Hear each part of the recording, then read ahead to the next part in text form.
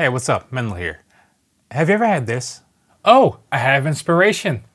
You have an idea, you feel inspired, you think something's like, yes, I'm gonna compose or I'm gonna record something. It loads up and you think like, yes, I have this idea. I wanna have like an orchestra or something like that. And you load up and load up and then suddenly this pops up.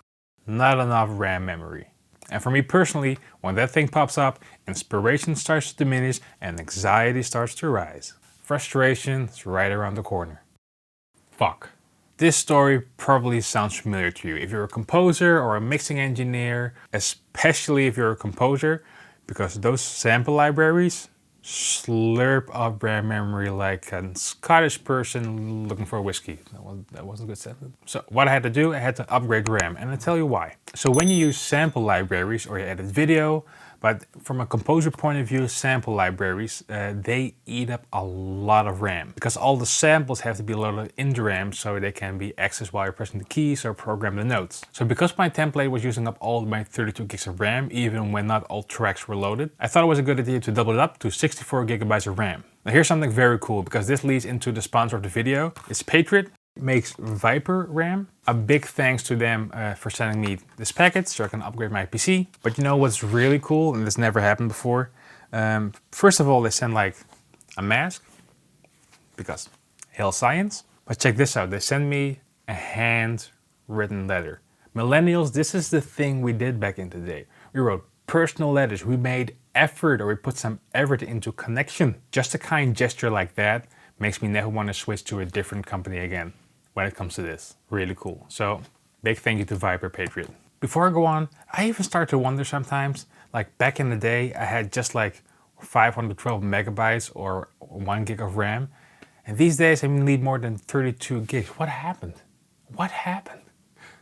I'll tell you what happened. Demands go up. And what's very important for me is to have a system that removes all limitations. So when I have a creative idea, just want to go straight forward and don't have to think about, do I have enough gigabytes? Do I need to export it to wafers or uses less RAM, which takes time, and I hate that. Just optimal performance, let creativity flow all the way. Now I know there are some tricks to reduce RAM usage, like with a lot of plugins like Contact or Play from East West, you can have like a slider that it should be more focused about the disk stream, so reading off from the SSD drive instead of loading it into RAM. And with Contact you have like purge functions and with all those things. Even that, I was using up almost 32 gigs of RAM and my PC was demanding 99% of my RAM usage. Because you have to know, not only like Cubase or whatever program you use uses RAM. Internet Explorer uses RAM. Did I say Internet Explorer? Microsoft Edge, mainly the whole Windows system uses RAM to do all these programs. And on top of that comes your sample libraries with all the extra usage and stuff. So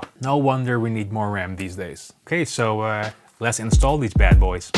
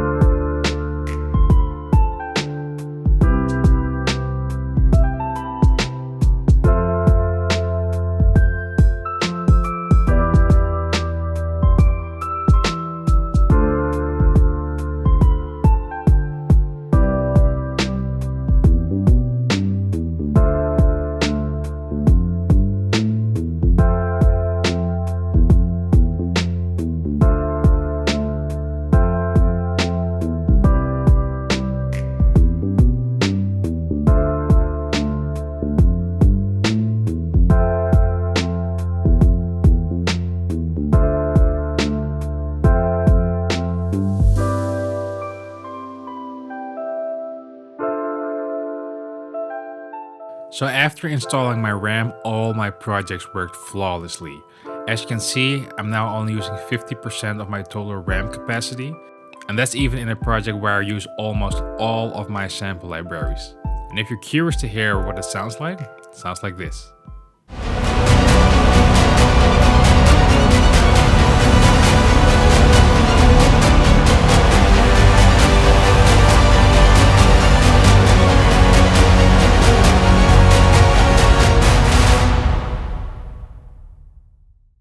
So there you have it. So to round up this video, yes, improving RAM definitely improves the performance of your projects. Like I said before, like when I had 32 gigs, even with my big like composer orchestral templates, my PC was like jittering and locking up. And now having 64 gigs of RAM, everything is smooth as a baby's butt. Now you're probably wondering like how much RAM would I need, like 8 gigs, 16 gigs, 32 gigs, or 64 gigs, or 128? And to answer that, it really depends on your usage or on your workflow. I'd say the bare minimum, even if you just record and don't use like sample libraries for orchestra projects, I would say almost 16 gigabytes of RAM. Because when Windows is in idle state, like no project open or like just the desktop and stuff and browsing, it's already almost using more than 8 gigabytes. So 16 gigabytes would be a safe first bet, to be honest. But if you even use a few orchestral sample libraries, then I would go with 32 gigs. But when you add like more strings and more browse and like Hans Zimmer effects, etc., as you notice, 64 gigs of RAM. And that's even when I set all the settings of all the programs to like use disk speed, like of the SSD first before going into RAM. Also, as you may know, I try to keep this whole channel like in-ad video free. So there are some affiliate links in the description box below, and it really helps me out. I get a small percentage of if you buy something. So hopefully this video was some use for you, useful for you, and see you next time. Cheers.